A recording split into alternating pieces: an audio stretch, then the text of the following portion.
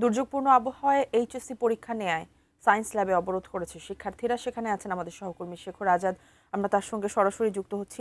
শেখর, আমাদের জানান যে সায়েন্স ল্যাবে এই মুহূর্তে অবরোধের কি অবস্থা, তাদের কি কি দাবি রয়েছে? সায়েন্স ল্যাব এই মুহূর্তে শিক্ষার্থীদের দখলে। শিক্ষামন্ত্রীর পদত্যাগ সহ আরো কয়েক দফা দাবিতে তারা আসলে সায়েন্স ল্যাব 11:30 নাগাদ তারা সায়েন্স ল্যাব অবরোধ করেছে শিক্ষার্থীরা, এইচএসসি পরীক্ষার্থীরা। আপনারা দেখতে পাচ্ছেন যে এখন পর্যন্ত তারা সায়েন্স ল্যাব অবরোধ করে তারা বিভিন্ন স্লোগান দিচ্ছে, বিশেষ করে শিক্ষামন্ত্রীর পদত্যাগ। তারা বলছে যে শিক্ষামন্ত্রী বৈরী আবহাওয়ার মধ্যে গতকাল পরীক্ষাটা নেওয়া হয়েছে, এই পরীক্ষায় অংশগ্রহণ করে অনেক শিক্ষার্থী হয়ে গিয়েছে এবং পাশাপাশি অনেক যারা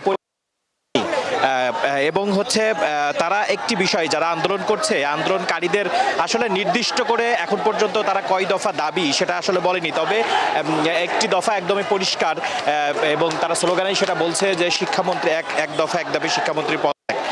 তো এই এবং আন্দোলনকারীদের পক্ষ থেকে যেই বিষয়টা খুব মানে জোরে সোরে বলা হচ্ছে সেটা হচ্ছে যে গতকালকে একটি